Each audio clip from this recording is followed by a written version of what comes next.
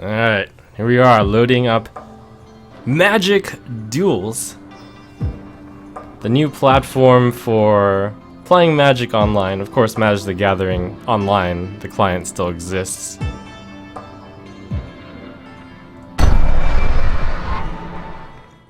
Magic is power. It has the capacity to create and destroy, manipulate and transform. It can shatter the very laws that govern each world. The infinite planes of the multiverse are home to countless mages. Yet for all their mastery over their craft, they are each bound to their own planes of reality, blind to the true vastness of the multiverse. But some mages are born with a potential for more. The spark, this gift, realized only upon facing a great ordeal. Once ignited, it allows the mage to travel between planes and draw from each plane's magic to reach heights of power otherwise impossible to achieve. They can begin their journey as a planeswalker.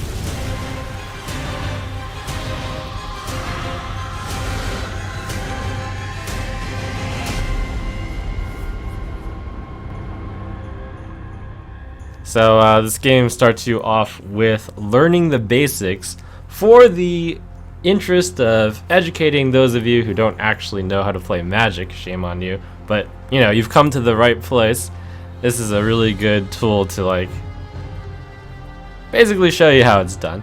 I'll talk a little bit about my Magic history as I'm playing through these, but I played about 10 years of Magic the Gathering off and on so far. Obviously, as of recently, I've been off it, but here we are with a cool new interface. Let's see how it looks.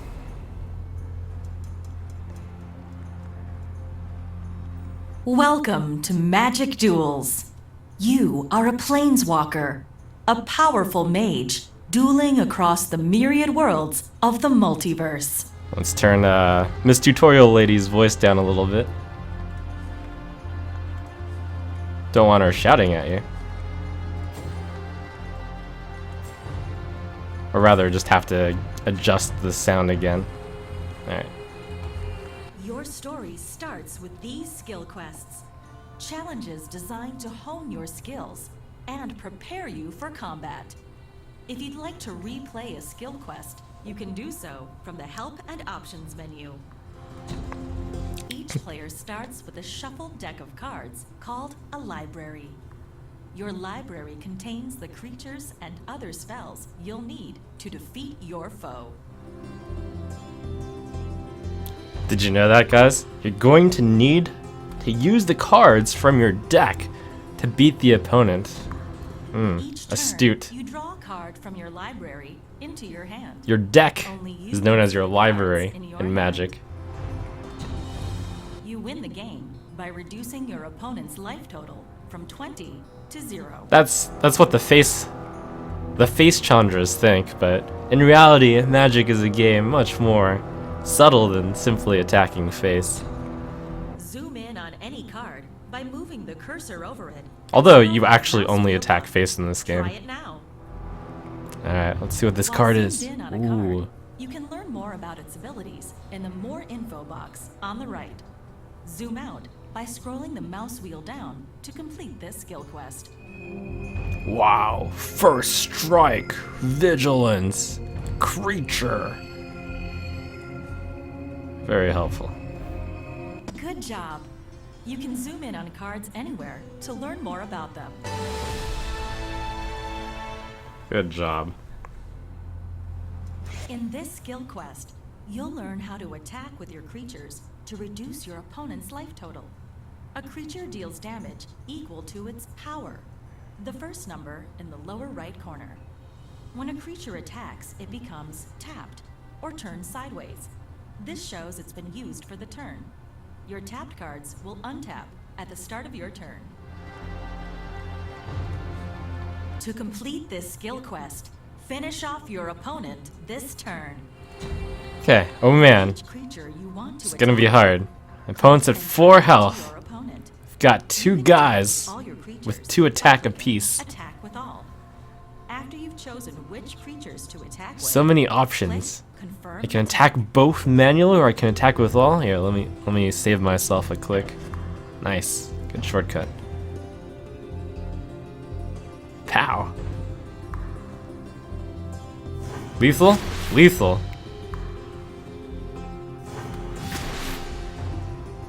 Got him. Excellent. Attacking with your creatures is one of the surest ways to win. In the next skill quest, you'll learn how to defend yourself from your opponent's attacks. I wonder how I managed to get my opponent to 4 on turn 3 with that kind of board. It's okay. We won't worry too much about that. Your untapped creatures can block your opponent's attacking creatures. A blocked creature won't deal damage to you. Instead, it will deal damage to the creature that blocked it, and your creature will deal damage to the attacking creature. A creature is destroyed if it's dealt damage in a single turn equal to its toughness, the second number in the lower right corner. To complete this skill quest, survive your opponent's turn, and then win the game on your turn. This is where the big difference from Hearthstone. Well, this is one of the many big differences from Hearthstone which come in. So in Magic, it feels a little bit strange like explaining how Magic is played given how it's been out for so much longer. Once you've selected all the creatures you But in want to Magic, block you with, always attack the face, and then it's the blocker who gets the choices. So in Hearthstone, the attacker is at a much higher advantage than in Magic. In Magic, you get to make the decision on who to block. So obviously, we block the guy that's going to destroy my face, as opposed to this chumpsicle. Oh, I'm so smart.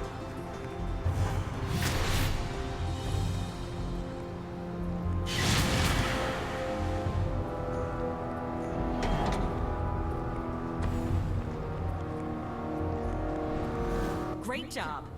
By blocking the more dangerous creature, you survived the assault. Now it's your turn.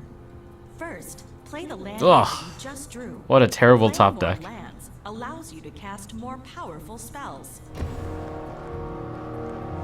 Now attack and win the game. Trade? No trade. Face. You actually don't have an option, because you can only attack face in Magic. Or other planeswalkers, but we'll get there eventually. Excellent. Remember, only untapped creatures can block.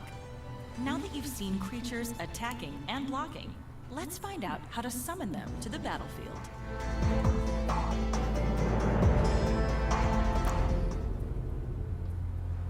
To cast a spell, you need mana, the magical energy produced by your lands. Each of your lands produces 1 mana when it taps or turns sideways. Tapping shows a card's been used for the turn. To see a spell's mana cost, look in the top right corner of the card. For example, Elvish Warrior's mana cost is 2 That's an green mana. efficient creature. To cast Lightning Elemental, you need 1 red mana. Your mountain produces that. You also need 3 other mana of any kind. Any lands can be tapped to produce this 3 mana. After you cast a creature spell, that creature goes to the battlefield. This mana system, by the way, is part of a big part of what makes Magic so rich, and also a little bit flawed, because mana is a great system. It's also an awful system, but it makes for the flavor of the game. Creatures can't attack on the turn they're summoned. This is called summoning sickness, and it's indicated by a swirling effect.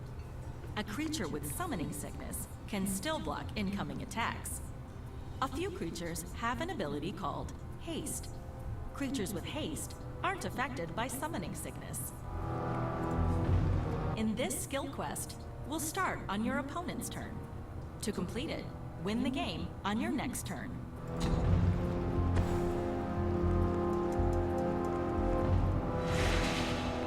Oh my gosh, so many Elvish warriors. Your Elvish warrior can't block this turn because it's tapped. The creature your opponent just summoned can't attack this turn, but it will be able to block on your next turn. Uh-oh, I'm gonna need a pretty good top deck to win this game. That's okay. I predict that I'm going to get a great top deck.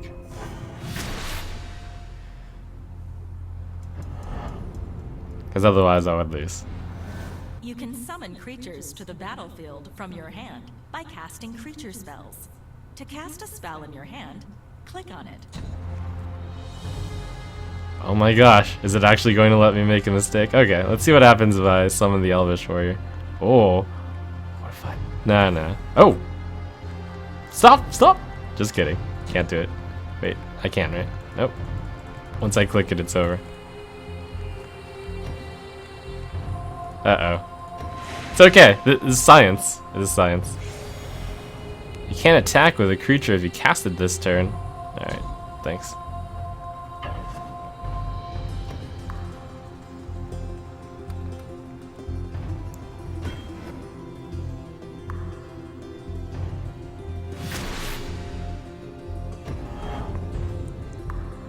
Your opponent has only one untapped creature. So, if you attack with 2 creatures, one will be unblocked. Cast Lightning Elemental before combat. So I will mention, this is a cool part about the skill quests, where it actually lets you make a mistake, and then if you make a mistake, it actually gives you a hint on how you done goofed. To cast Lightning Elemental, Alright. you need creatures can't attack on the turn they're Very summoned good. in this skill quest. We'll start. So anyways, I think he was talking about mana earlier, and I alluded to how it was the best of times and it was the worst of times. The mana system lets you mix so many cards together into a deck, and that's really lovely. Like, imagine if you could play in Hearthstone both warrior cards and priest cards and rogue cards. That would be really cool. The limitation is that sometimes you get destroyed by not drawing the right amount of mana. And sometimes you can like super greed by including a lot of different colors of mana, and that's really awesome. But we'll worry about that after all this stuff. Creatures with haste are not affected, thanks. I know this. I'm a pro. Face!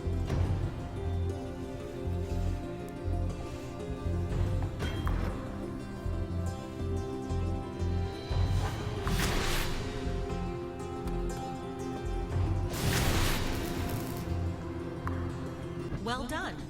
All your tapped cards, including lands and creatures, will untap at the start of your next turn, ready to be used again. Also known as the untap phase.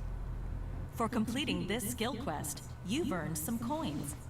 After you finish Gideon's campaign, you can spend coins in the store to purchase booster packs containing new cards for your collection. That's probably a good segue into saying this is a free-to-play game. You can buy gold in order to buy packs earlier. They have a system where you can't open duplicate cards after a certain extent, I believe. So you get to complete your collection a lot quicker. That's the gist of it. There are 5 kind of single-player adventures walking through the lives of 5 famous planeswalkers. We'll be playing through those. Alright, well let's take a look at the life of Gideon, the white planeswalker.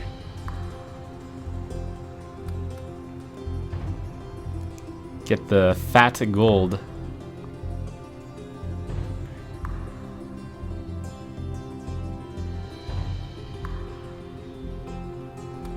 You lead a small group of street toughs known as Kythian's Irregulars. Together you act as a force of justice and charity in the slums. While raiding in a Crowan estate for food, you draw the attention of city guards. First duel. Here we go.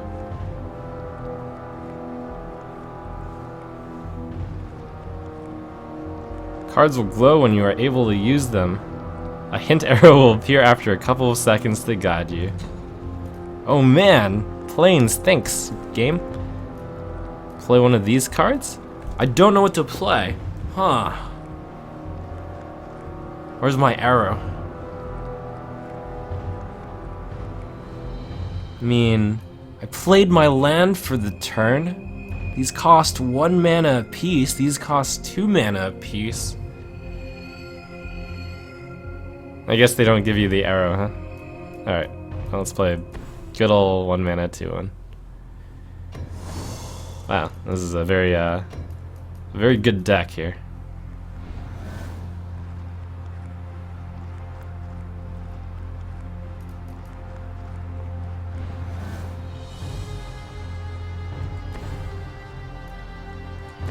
Play the 3-1 instead of 2-2. Do more damage.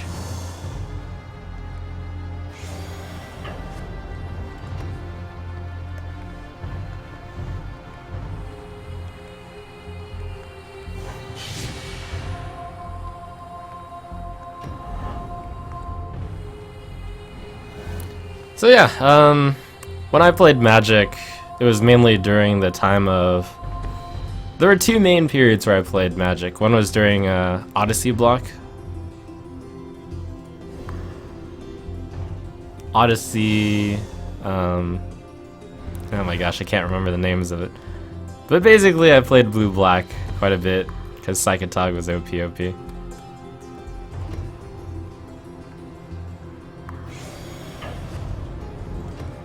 And then for a time during the Guild Block, I played a lot as well.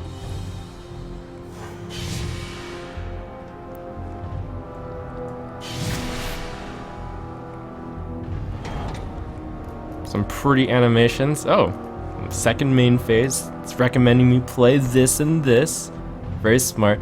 As you can see, there's a small pause between each one. Each play, because the opponent can theoretically respond to these. Of course, he's tapped out of mana, so not really possible. That's one of the flaws of Magic the Gathering Online. Not this. Like, this seems to move it through, but like you can kind of see how I have to press continue every single time my opponent plays something. Because, like, oh man, I could do an instant and mess him up. In theory. Creatures with flying can't be blocked except by creatures with flying or reach. Wow, let's take a look at that.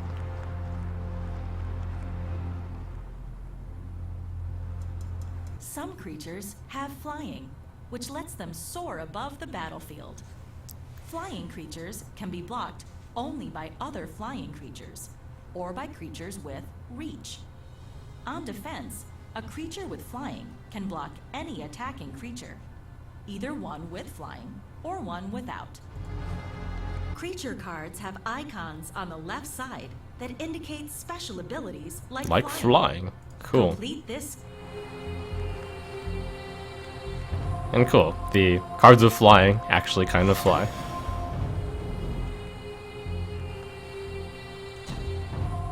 Alright, so he's got 2 guys with flying, so obviously we're gonna have to use the guys with flying in order to block the guys with flying. Let's see what happens if I skip blocking. Oops, mistake.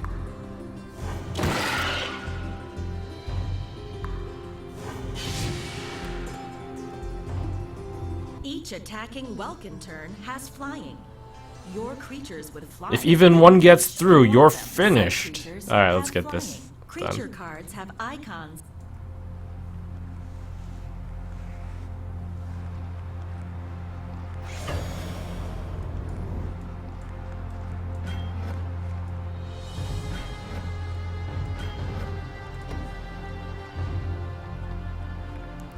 What a foolhardy attack by him.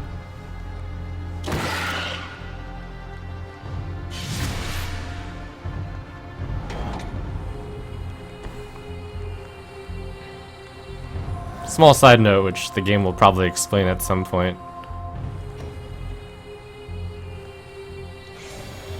If your creatures survive combat, they return to full health.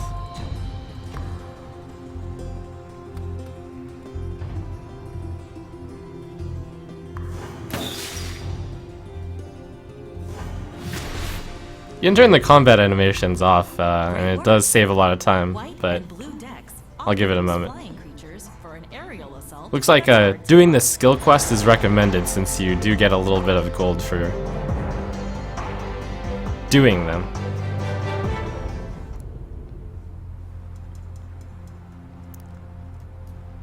Alright, back to the game. It's cool how they introduce the concept slowly as you draw the cards.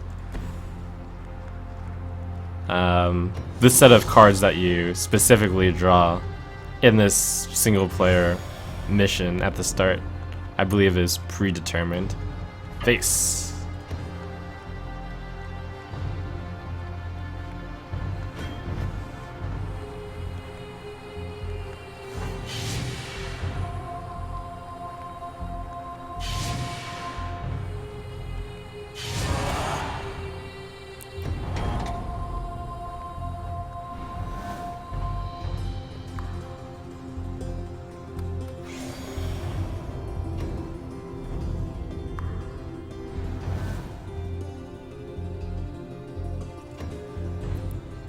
And yes, there's the standard last turn, kind of a mistake, playing the creature before the attack phase. Keeping the mana open can be really sneaky, because you never know what I might be hiding in my hand that I can play as an instant, but we haven't gotten to the point of instants yet.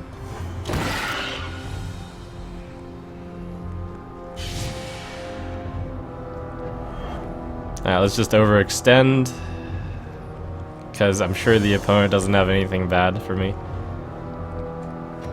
I mean, he's playing a card like Valiant Guard, so how good can he be, right?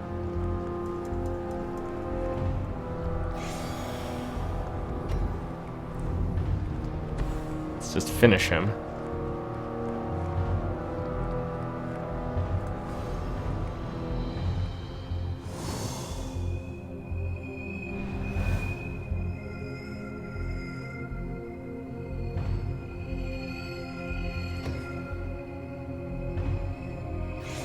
Face. This attack with all sure saves me a lot of time. It's pretty nice.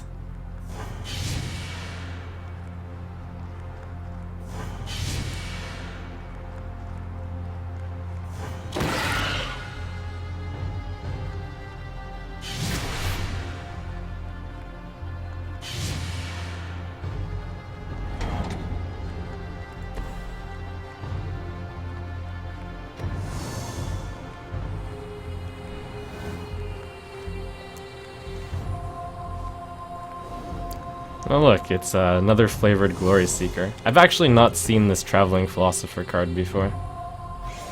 From some kind of set that I don't know. Either really old or new.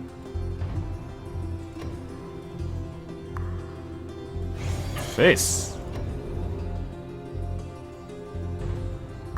Rip the guards.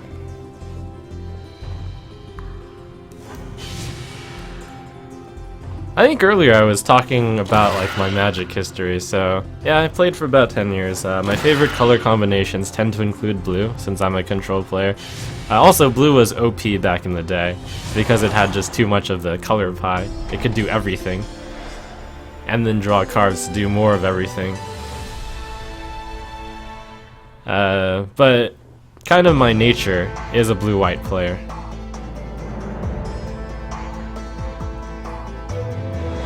Got some Chivos there, achievements. Cool, cool. You fight your way out of your hideout, but you realize continued resistance will put your friends at risk. You're sentenced to 10 years for thievery. Still standing for justice even while incarcerated, you fight against the bullying and corruption around you. Ixis, the prison's warden, begins to admire your commitment to your convictions. You're training in Hieromancy, magic based on order and justice. Yeah, I like justice, which is why I like the white-blue combination so often. White's usually where you get the creature removal and where you provide all the justice, and blue is kind of the support card, the support color. A turn in Magic is broken into several phases. At the start of your turn, you'll untap all your tapped cards and draw a card. There are two main phases, one before combat and one after. Most spells can be cast only during one of your main phases. If a card in your hand is glowing, it means you can cast that spell or play that land. Yep, so not shown here is the untap upkeep phase, untap upkeep, main phase, attack phase, main phase 2, and You've already seen the combat phase, when creatures attack and block. All damage dealt to creatures heals at the end of the turn. After that, the next turn begins.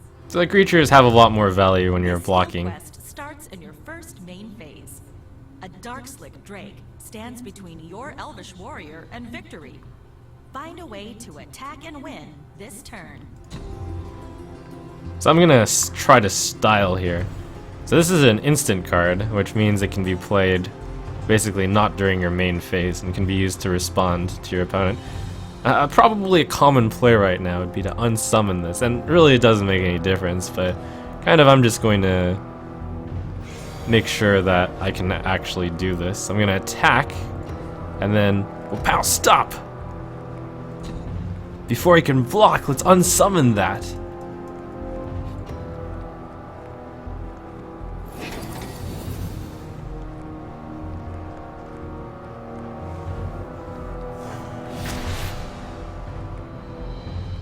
Good job. That's styling. Casting the right spell at the right time can be the difference between defeat and victory.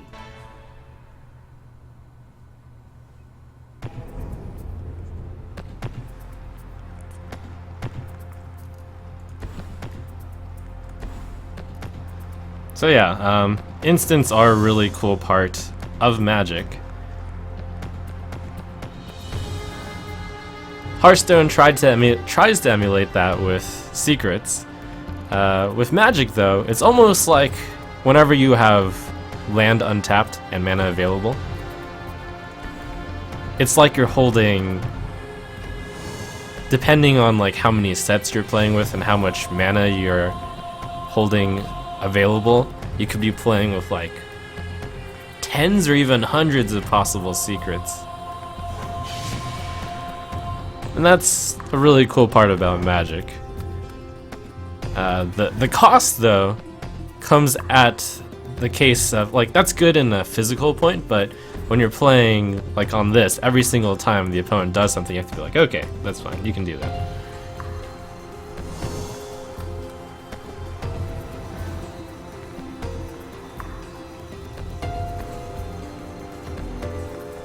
Usually a good concept for players is try to keep your mana untapped, because you never know what you might be representing to the opponent, and then play it in the second main phase. Unless like you needed to get an effect done, because who knows, I could be holding some instant tricks right now.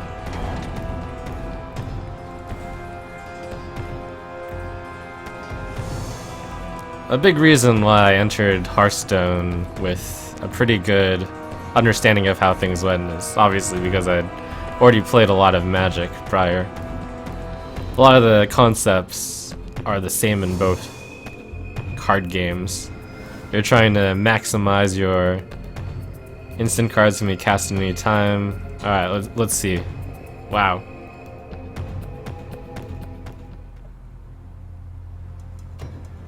Instants are tricky and can be cast at any time. On your turn, on your opponent's turn, even during combat. After you cast an instant, it has an effect on the game, and then is put into the graveyard. For example, you could cast an instant after blockers have been chosen, but before combat damage has been dealt. How sneaky. In this skill quest, your opponent has 6 life. Find a way to win this turn. Alright, so he's got a blocker, we have +3/+3. With this instant, you can see where he blocks first, and then wapow, you get him with the giant growth on the one he didn't block. Click. Wow, so sneaky.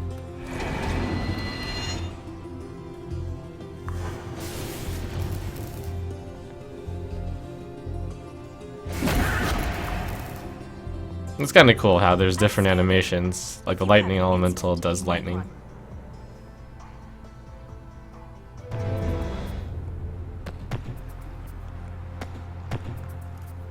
Look, I drew an instant.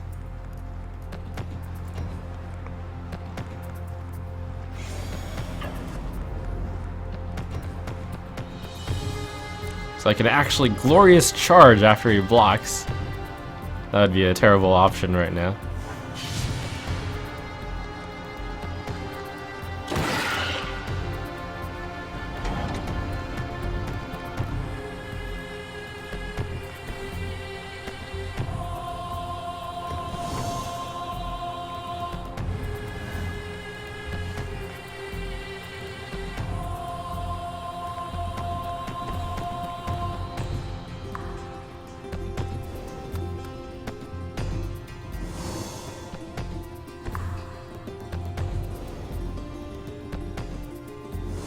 Oh no, he's actually keeping up.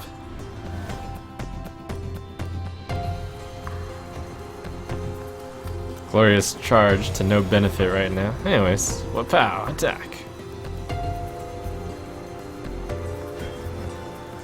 Since my creatures are less valuable than his.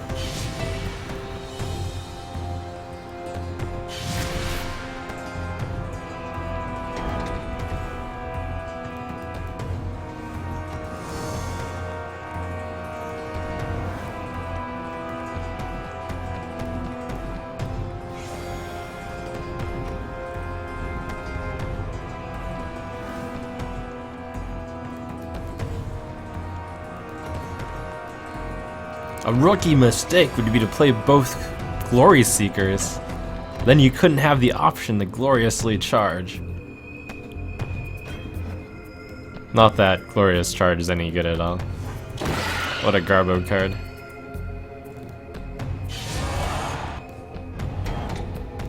Oh, you can speed through the animation. You can also turn that off, which I might, but I kind of want to see what these are like.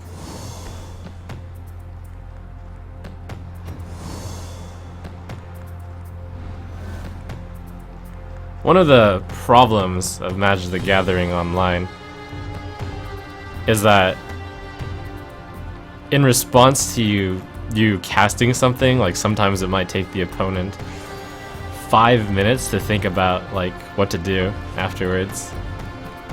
But there's this timer which by default goes down, which is kind of useful. Oh man, he's about to lightning strike my guy. Yeah.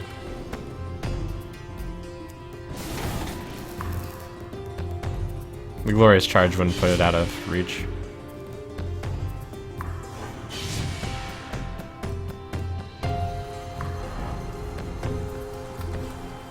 But like by default, it has a timer now, which is really helpful.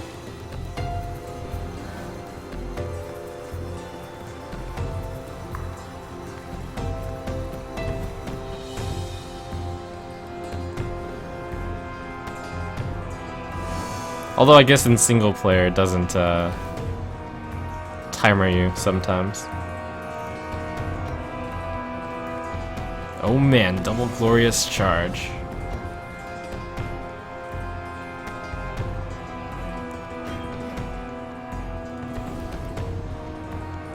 Pow. Surprise! Kind of.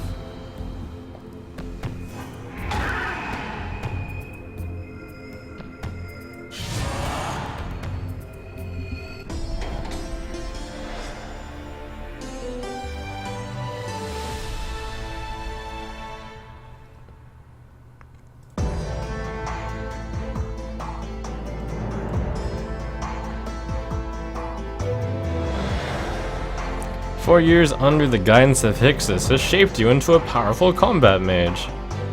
Natural talent. You may be a planeswalker." Whoa. Spoiler. Harpies are attacking. Great. Akros has fallen under attack as Harpies mercilessly swarm the city's walls. Every able body is needed. You and the other prisoners are released. The city's last hope to beat back the monsters.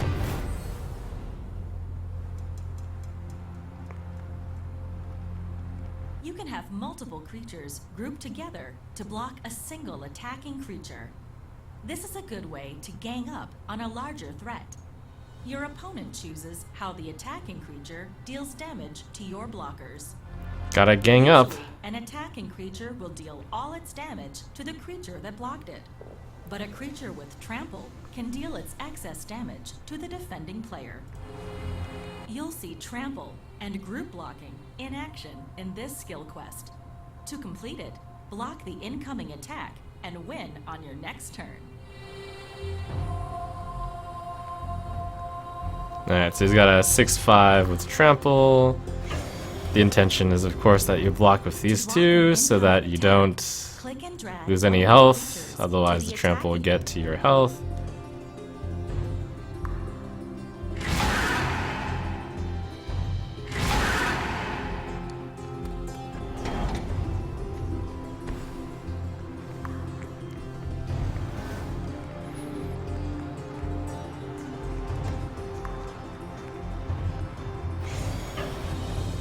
Silly steel wall. You are not enough to get past my mighty 6/5 big fox.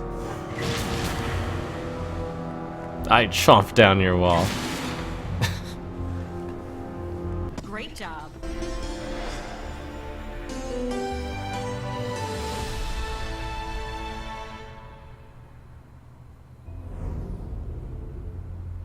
Normally, all attacking and blocking creatures deal combat damage at the same time.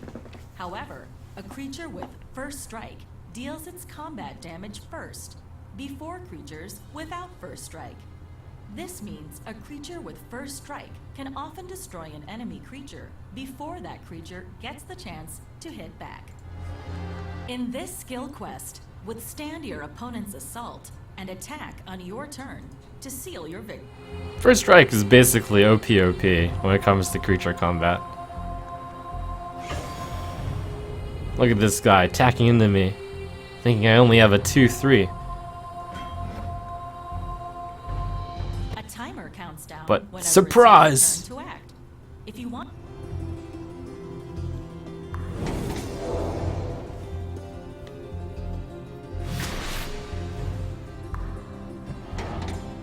That's value. It's like I used a 1-mana card to kill a 5/3. Very good.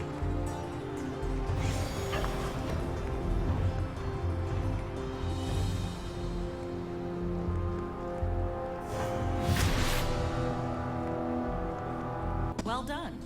First Strike is advantageous on both.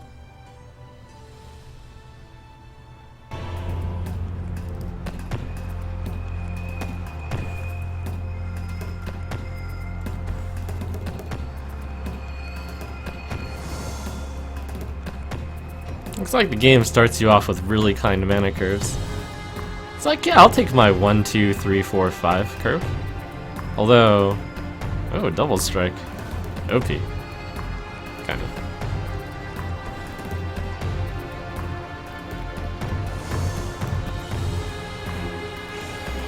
Very gentle to begin with.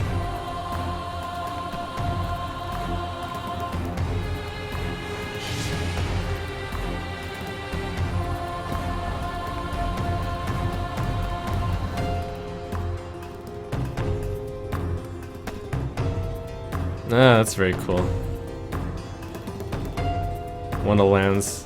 Whenever another creature dies, tap Flesh Mad Steed. One of my favorite things. Have triggered abilities. Alright, let's see what a triggered ability is. Side quest, boys. Some abilities trigger whenever something else happens in the game. These are called triggered abilities. For example, many creatures have abilities that trigger when they enter the battlefield. If an ability triggers on an event you can repeat, such as playing a land, you can reap the rewards every time. Get value over multiple turns. Hey, that just sounds like a Complete mechanic the skill we quest know by using triggered abilities. that was Defeat introduced your recently. opponent this turn. Alright. Destroy target artifact. Wow, look at that value. A steel wall.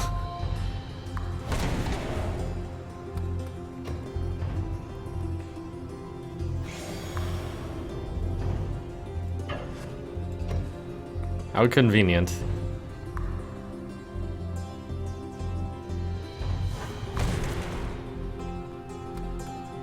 Excellent. Many creatures. Oh my do gosh, less Foundry than Street just Denizen. attack and block. I actually played during the time where that red deck wins deck was pretty big. I mean, red deck wins is always... It's often an archetype in Magic. Basically, you're a face hunter of Magic. Where you play just red and hit face with a lot of small guys.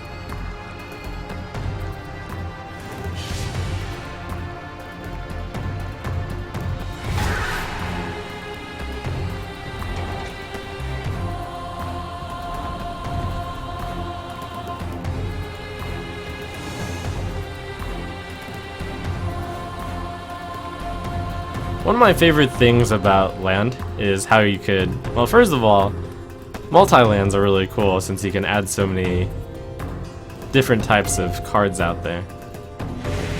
But I do really like lands with other abilities. It's kind of what I always tried to get an advantage on.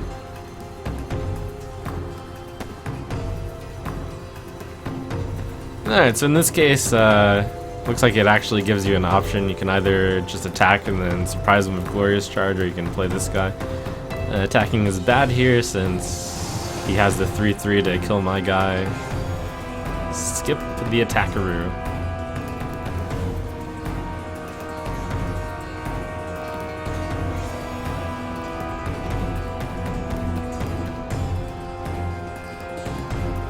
When Forsaken Drifters dies, put the top 4 cards of your library into your graveyard. Oh man! What a huge downside, one might say. I'm losing 4 cards, but no.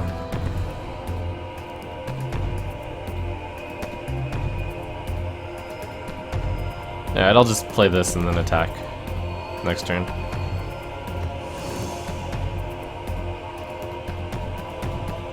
First strike and normal combat. OP. I thought playing this card was more valuable than attacking and then trying to kill both guys.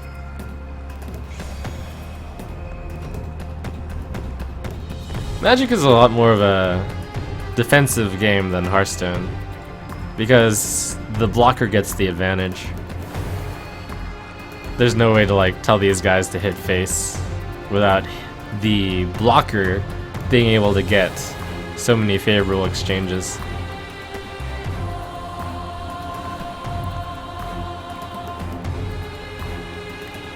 Alright. I think it's time to show him what for with my special instant.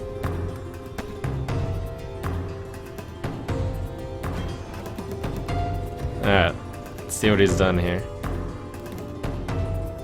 He's using the 3/3 to block the 2/2. This Harpy is blocking my 2/1. So basically I can use this to kill the 3/3. It's not that great, but I'll do it. Also pushes in a little bit of damage. One thing that would be kind of sneaky is I could have not attacked with the cavalry.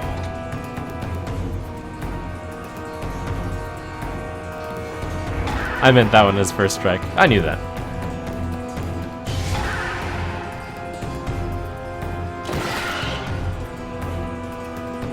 Perfectly according to plan. I don't think it explained, but the double strike damage isn't done if the first minion dies. First creature.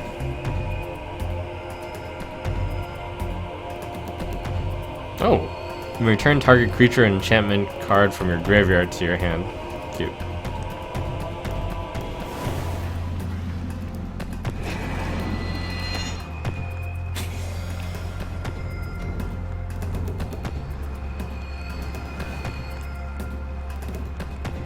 So I'll only attack with my super cavalry here.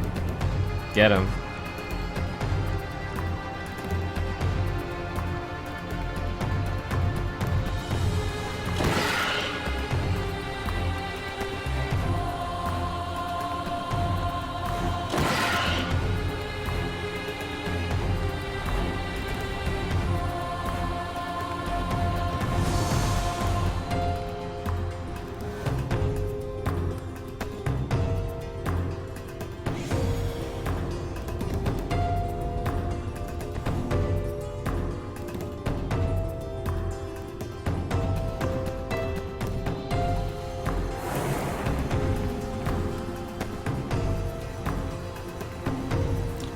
It's an interesting, like, kind of perspective which they've put on the game here.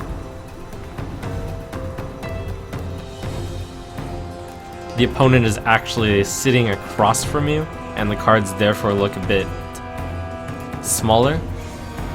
It has its pros and cons.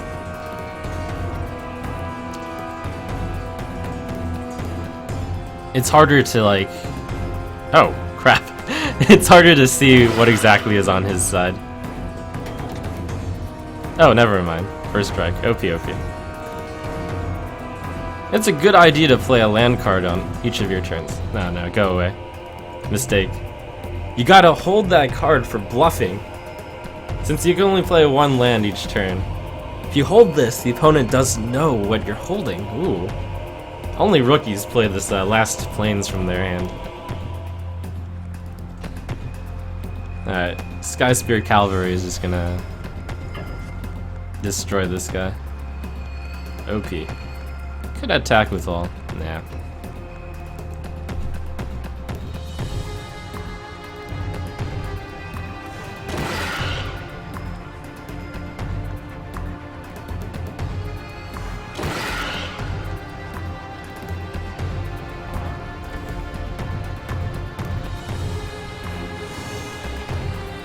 One of the things I love doing in Magic is just like holding a few cards which were pointless, and since I played when I was kind of young, I guess people didn't expect me to bluff as much, so they would always be really concerned when I was holding this card and it was just like a useless plains. But since whenever you have mana untapped, like, you could do anything, since it could theoretically be an instant, and they'd be afraid, and sometimes they'd make suboptimal attacks or whatnot, and that's part of the lovely system of instants.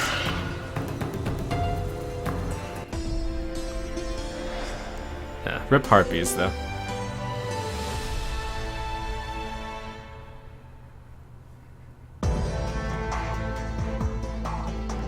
Had your flying creatures deal 15 damage and was dealt no damage yourself.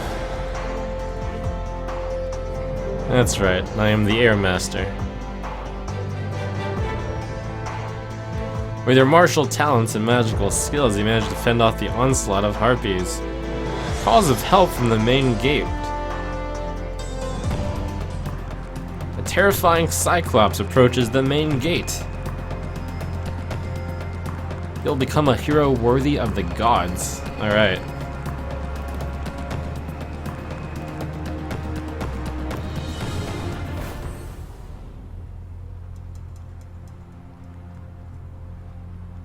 Enchantments are powerful cards that stay on the battlefield after you cast them.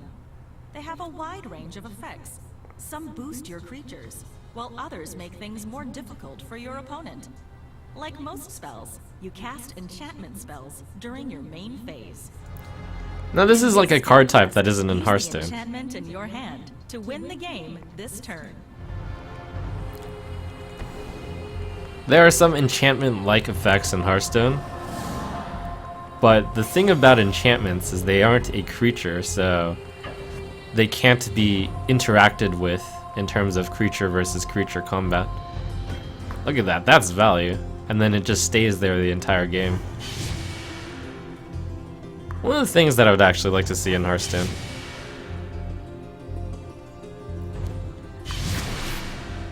They try to emulate it with like enchantment type effects on creatures. Great job.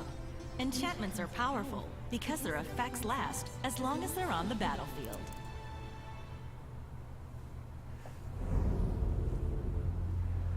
Auras are a special type of enchantment, most attached to a single creature and affect only that creature. The enchant ability will tell you what that aura attaches to. You can target any to complete this skill quest. Find a way to win this turn. You'll need to use both positive and Positive and negative to get the auras. job done. I like how they put it. Alright, so he's got a flying creature, +1/+1, and flying. That's pretty good. My humble eager cadet is now a mighty 7/7 flying. Let's pacify that flying whatever thing. Get him. Eager cadet, OP.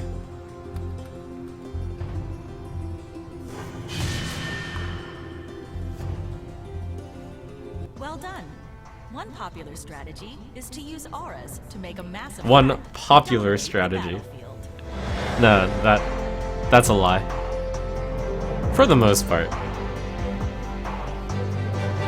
Maybe for you casual scrubs out there. Some cards put +1/+1 counters on creatures. A +1/+1 counter increases the creature's power and toughness by 1. These counters stay on the creature as long as the creature is on the battlefield. If the creature leaves the battlefield, the counters disappear. In this Oh, boy. skill quest, your opponent is about to create a massive army and obliterate you. Win this turn before that happens. A massive army? Scoop mob. If you control 5 or more lands, put 4 +1/+1 counters on scoop mob. Oh, that's cute. Alright. Put a +1/+1 target, +1 counter on target creature. Great. That's a really expensive Shard Sun Cleric.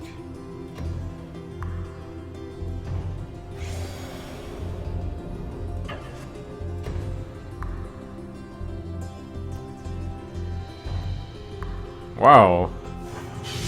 +1. Look at that cool technology. Actual bead on the card. Very nice. Some decks are based on casting a creature and piling on +1/+1 counters until it's an unstoppable force. Try it sometime. I think that is actually a type of deck. That one's true.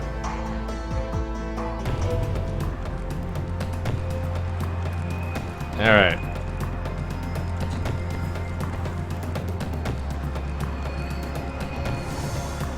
Here we go. We're learning a lot of stuff about the game. We've actually got kind of a play here. Not really. Well, that was perfect. Always curve out perfectly.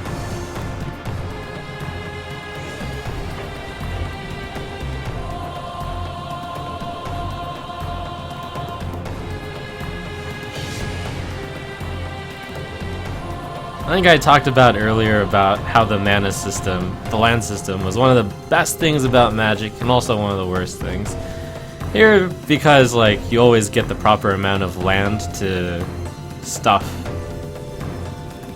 you're always gonna do pretty well and both sides get to play the game, but sometimes you just don't draw enough land and then one side doesn't get to play the game. It's not very fun when that happens. But when both sides draw the land, it's a pretty fun game.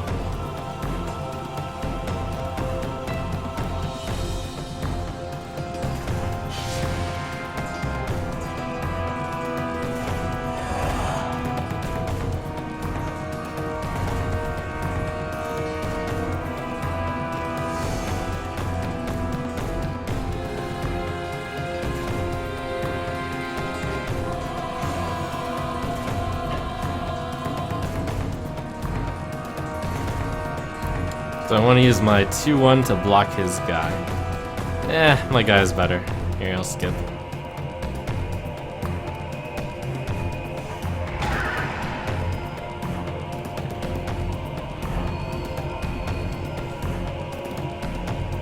Cyclops. Attacks each turn of available, if able to. Like creatures you control gain +1/+1. OP. Pretty useful.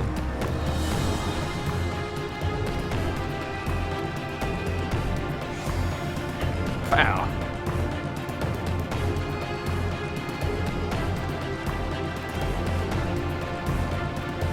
Alright, so I could gloriously charge and then save my... Yeah, that's worth. Surprise!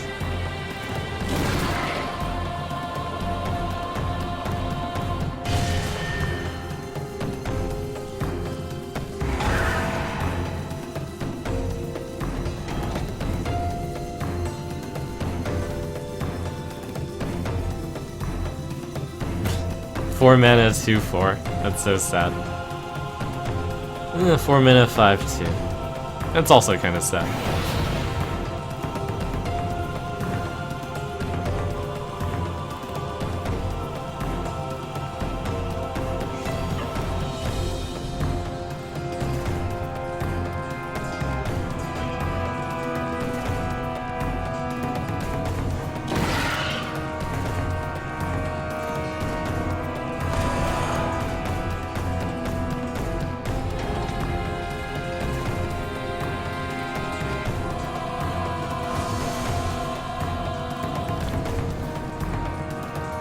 Yeah, let me turn down the music a little bit. It's getting a little too intense.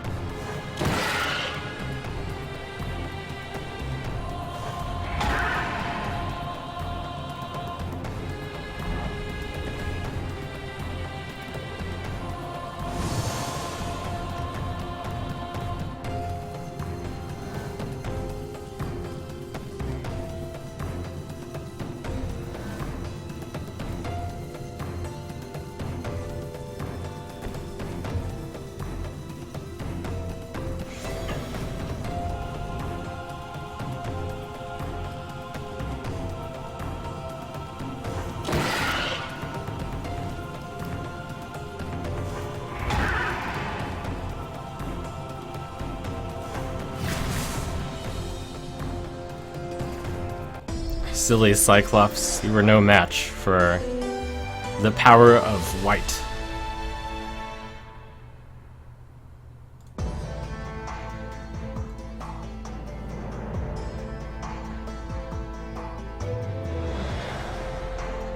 Your heroism at the gates of Akros did not go unnoticed. Heliod, god of the sun, seeks a champion to face an even greater foe.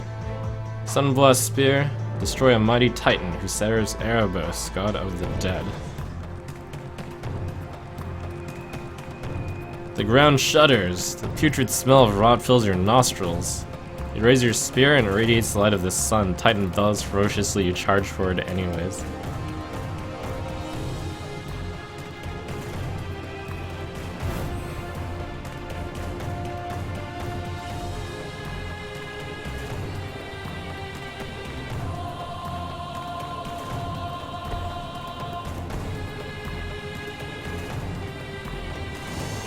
Hey, actual cards, which are interesting. What is this?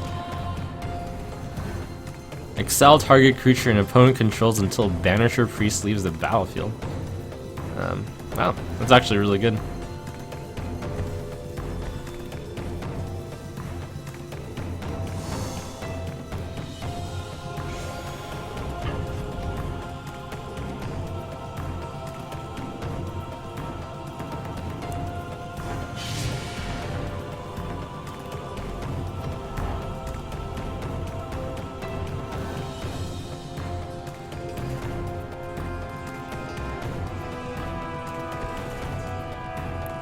Brain Maggot reveals his or her hand. Choose a non-land card, exile until Brain Maggot leaves the battlefield. What's the maggot gonna eat? No! My priest! Sadness.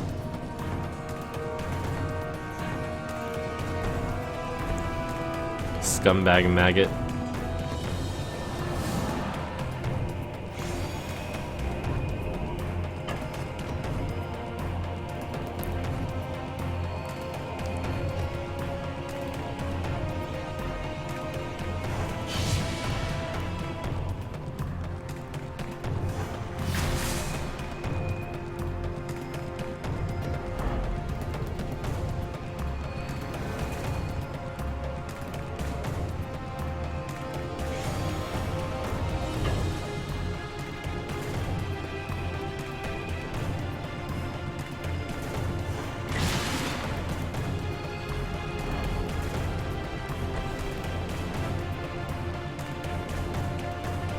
-1/-1 for each swamp.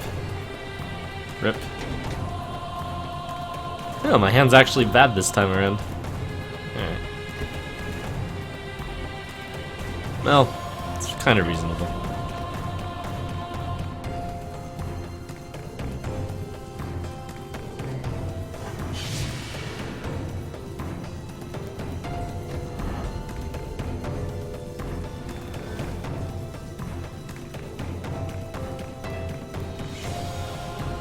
I kind of want to see all the battle animations, but alright, let's turn them off for now.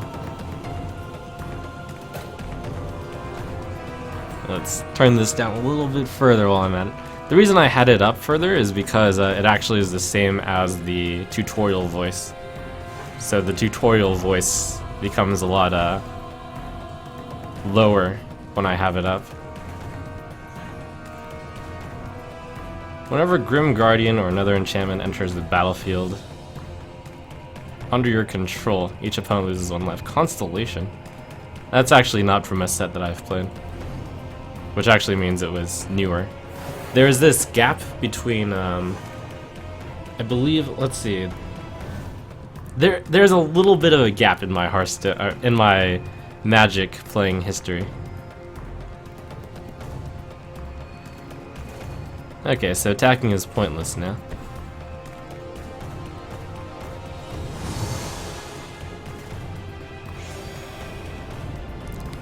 It is worth noting that a lot of these cards are not from the actual Origin set. A lot more basic cards just to introduce people through the tutorial. This game has the Origin set and then a few more cards also.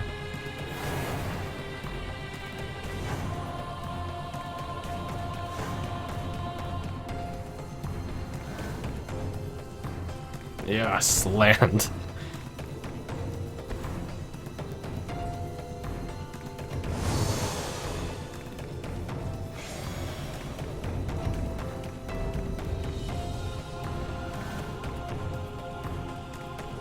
I actually should have attacked with the 4-2 there.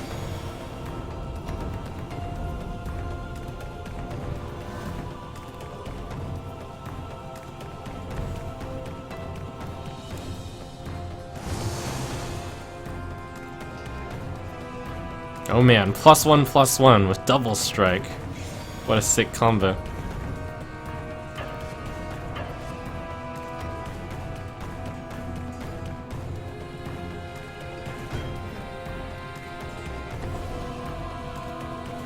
Target creature gets -4/-4 until end of turn. Wow, rip my guy.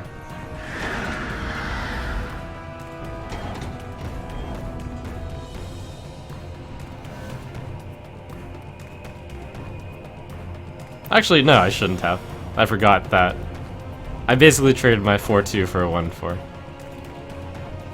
I need to, whenever Doomwake Giant or another enchantment enters the battlefield, creatures your opponent control gets -1/-1. I forgot that my 4-2 doesn't deal damage to both the 1-4s. I'd need an 8-2 to do that. A little bit rusty. Alright, none of his guys have flying.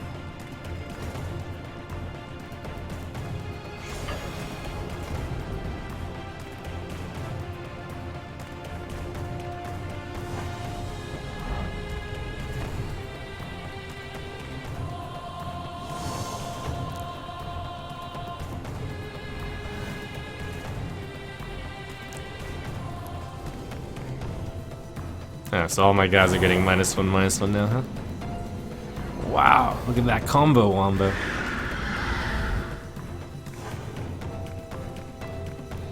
Or I'm just reading this wrong. Another enchantment. Creatures your opponent control get -1. Oh, right. They are -1/-1.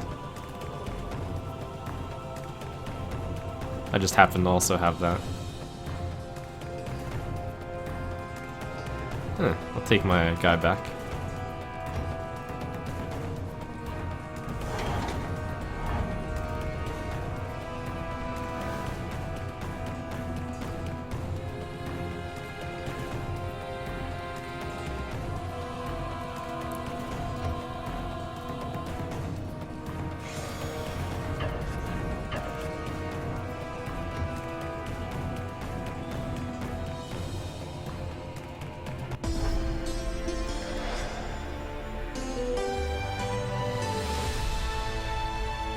Haha!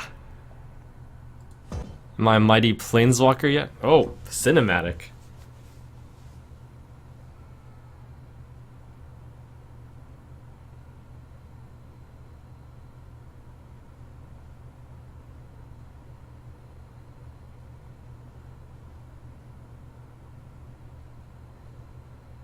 Insert sound here.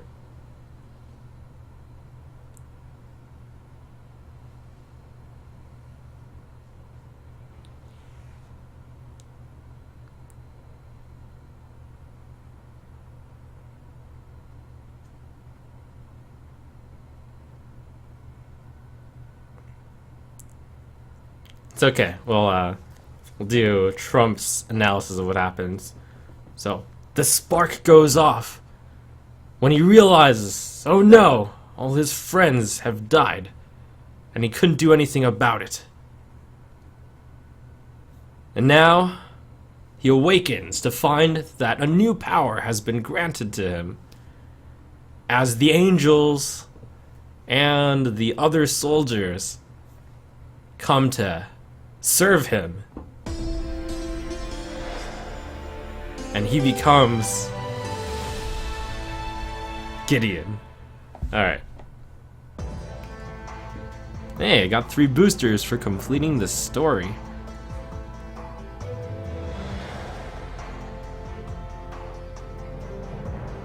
Grief-stricken over your death of your comrades, your planeswalker spark ignites, sending you to Bant. You discover a realm of chivalry. You're inspired to walk the path of knighthood. You take the name Gideon Drew and you seek redemption.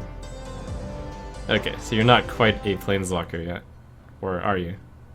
Building a deck of your own, a special prize awaits you at this store. Oh man, packs! Open packs are right. You get a starter box, it's a freebie. Here's your starter box. You can use these cards to create a wide variety of decks and explore a number of different play styles. And then you get the boosters.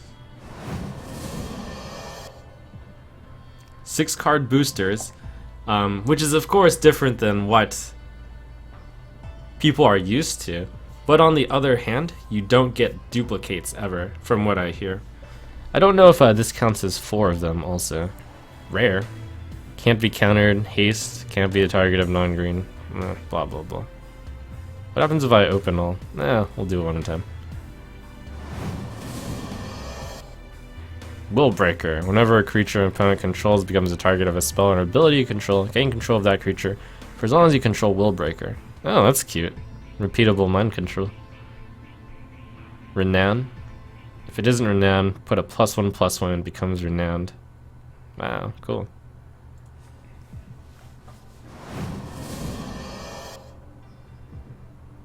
Oh, legendary creature!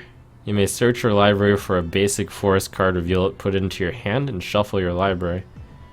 If you control 7 or more lands, exile Nissa and return her to the battlefield transformed under her owner's control. Double-faced card. Where's the other side? Card is really good in real life. Yep. Pretty lucky. I actually haven't seen this card before, so I don't immediately know it. But pretty lucky draw. Good job, me.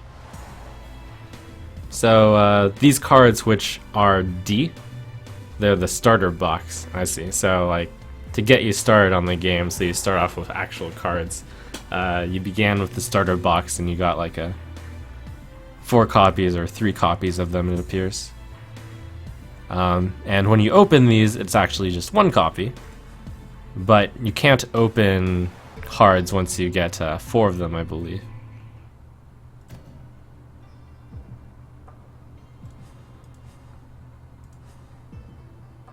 She becomes the Sage Animist. Reveal the top card. If it's a land, put it onto the battlefield, otherwise put it into your hand. 4/4 green elemental named Ashaya, the Awoken World. Untap up to 6 target lands, they become 6/6 elemental creatures. Wow. Nissa, boys. Oh. It's a strong contention for the first color deck that I'll make.